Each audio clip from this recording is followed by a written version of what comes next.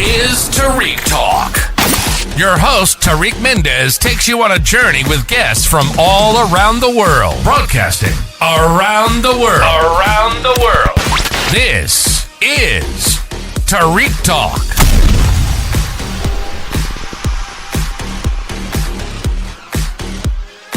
All right, guys. Today I'm here with Costa Jr.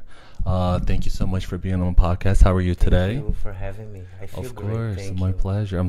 We've been talking about this for a while now, and we finally get to link up and make it happen today. Yes. Yeah. We finally could make it. I know. Do you want to start off by telling us your Instagram handle? Well, my Instagram is Roger Costa Jr.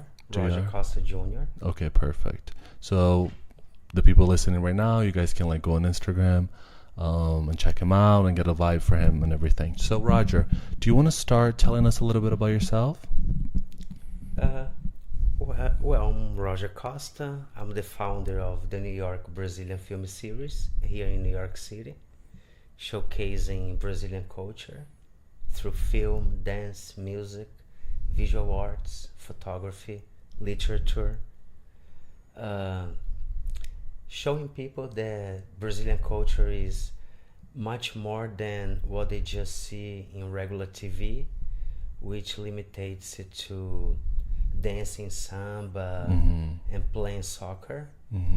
So that's my goal. Yes. And did you always have a love and passion for the arts? Yes, I have always been in love with arts, with English, the language since I was a kid. I developed an early passion for cinema and photography at the same time, which became successful to my family. It benefited a lot to my family. And what part of Brazil are you from? From Salvador, Bahia. Oh, Salvador, Bahia. I love Salvador, Bahia. Always hot. It's my favorite state. Energetic. Yes, happy, best food, best weather. Best of everything. And do you think little spicy the food? Some people can't take it. No, I can't. But I love it, and then I regret it later. Do you think that being Brazilian has impacted your life work? Oh yes, definitely. Yeah. Brazil is I'm away from Brazil, but Brazil is inside of me. Everything I do is based on my origins. It's based on my culture. It's influenced by my culture, by my ancestors, by my history. Yes. Everything. It's very inside of me. And can you tell us a little bit about the company that you founded? It's Brazilish Productions. It's a company which the goal is to showcase Brazilian culture and showcase local artists, give a chance to talented Brazilians who are living among us. New Jersey, New York, people who paint, people who photograph, who made a movie and somehow didn't find an audience already. So Brazilish Productions is the company looking for these people, looking for these talents, these hidden talents in our community that needs a voice, needs a place. Yes, definitely. And I love that you're bringing our culture and our country to New York. Can you tell us what you're working on at the moment? Well, right now I just wrapped up the Newark Black Film Festival, which I had a small part in it, yet very important. I helped them curate a Brazilian film, which sort of became a tradition since last year. I made part of the Newark Black Film Festival last year as well. I brought a film directed by Lázaro Ramos. It was a very successful event. The film won the Best Film Award at the event, at the festival. So this year, last weekend, I had Tadaskia, which is this artist. Oh, she had a thing at MoMA, right? Recently?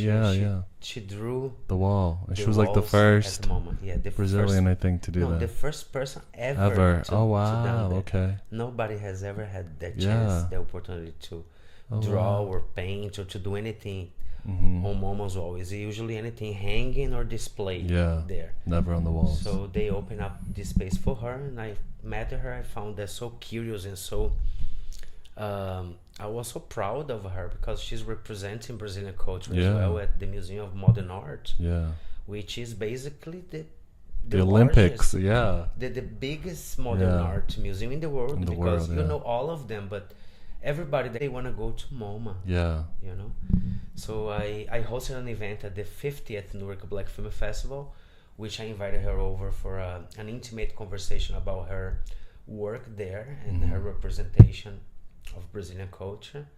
We also showed this film. We screened Pedágio, Toll, by Carolina Markovic, starring Maeve Jenkins. She recently entered the Academy, the Oscars, so now she can vote. Oh wow, that's so cool. Count on that. I believe Wagner Moura is gonna get a nomination for Best Actor next year. Oh, I hope so. For Civil War, because of his brilliant work. And he's also from Salvador too, right? He's also from Salvador. I'm not sure if he's from Salvador, but he's from Bahia. Yeah. Anyway, so, and also because of the influence. A lot of Brazilians are becoming very influent. Yeah. In the artistic world, in the artistic field in America.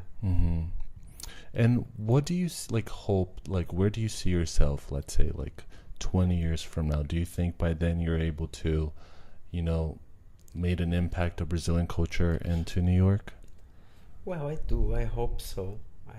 I hope that in 20 years I can reach such feeling, such accomplishment. And it would be an honor to, to continue to work like this, hard working for the culture, for the artistic world. Which is beautiful, which brings life, brings peace, brings equality, brings joy. We live, our lives are already so much going on in the world, so we need art to survive. Definitely. In returning to your question, because you asked me what I'm working on now, actually, I did the Newark Black Film Festival, but I have two major projects right now. I'm doing the Children's Day, which is, thank you so much, Newark Museum of Art, called Community Day Dia das Crianças. So I really thank the Newark Museum of Art for this incredible opportunity to have an event at the largest museum of New Jersey, titled in Portuguese, Dia das Crianças. You don't get that all the time. No, We have a lot of Spanish events because the second language in America is Spanish. But now, hey, Brazil is getting a chance to. So we're going to have Community Day Dia das Crianças on October 20th at the Newark Museum of Art. Everything free, open to all families. A huge lineup of performances, art craft, dancing, contest, prizes. And do you know the times of that? Like what time the event will be? 12 to 5. 12 to 5, Yeah, okay. At the midday Newark to Museum. 5 p.m. Everything free. Drums. Everything is going to be an amazing party. You're going to be very happy to see the Brazilian Children's Day. And I'm also doing the second edition of the New York Brazilian Film Series, November 17th, at Cinema Village in the East Village, which is a historical cinema in the East Village. And they open the doors to independent cinema, to foreign film, to experience film, short films, small films. They're also looking for a place. Cinema Village maybe is the place. Got it. And then, can you tell us when the tickets will go on sale for that? For which one? For the November 17th? For November 17th, okay. The tickets will go on sale as soon as I send over the information to Cinema Village, and they'll put it up on the website. Perfect. But everything is settled already. Everything is confirmed. I have a date because, November is award season. Yes. So cinemas are very busy, packed with films looking for an Oscar nomination and everything. So it was hard for me to get a spot in November. They offered me everything October, but I said, no, October is Halloween. People don't go to the movies. They are partying at the clubs. So after Halloween, they settle down. So, I'm a smart businessman. I don't want to do an event that only 10 people will come. I want to fill the house. I want to really make a party for people, make an event a successful event. Otherwise, it doesn't make any sense. I totally agree. So in the meantime, people can just follow you on Instagram and then just get like the heads up and the announcement. Yes, it has up the announcement. At this moment, curating the films. I'm debating between the documentary of Belchior, who is a very famous musician and composer in Brazil, or maybe a comedy, a light comedy that will be entertaining for all ages. So I'm browsing. I'm looking for the artist to also create an artwork at the event. There will be live music. There will be a dancer, a special dance representing Brazil, and also a book release. Oh wow, okay. And then how did you have this idea that, you know, most people start so small, they focus on one category, but you seem to like bring all of Brazil at once, which is so smart and genius. But like, So what made you exaggerated? No, I'm calling you like, you know, like a futuristic, It's you very know? baiano essa coisa, Yeah, né, de, yeah. Well, I think it's very baiano this thing, because in Bahia baiano essa coisa, Yeah, né, de, yeah. Well, I think it's very baiano this thing, because in Bahia we mix everything. Yeah. Look, we eat arroz e feijão com farinha. Yeah. And then we have to mix rice and beans and the yuca powder. Yeah. So during Carnival in Brazil, in Bahia, everybody goes out together following after the truck. Yeah. You know, the truck. Yeah, the dancing, with the music. So everybody, all genres are over there, you know. You got gay, straight, black, white, rich, poor people. Yeah. You have people who like only rock music, or only like samba, or only like jazz. No matter what, when it's Carnival, they get together. It's like it's a mix. Everybody comes as one, yeah. So I said, hey, I have a chance. I have a place with a stage. I screen. So I think this Baian thing of being Baiano, of mixing everything, of gathering everybody. I believe that all my friends that know me, they know me that when I make a picnic example in Central Park, I call everybody. Yeah. Let's go, guys. Let's get out of the house. Yeah. So I decided I have a place with a stage, a screen. So why don't I make a multicultural event instead of just a film festival? Yeah. So I had the idea of uniting everything. Plus, when you hear that there is live music, there is dancing, you get more excited about an event.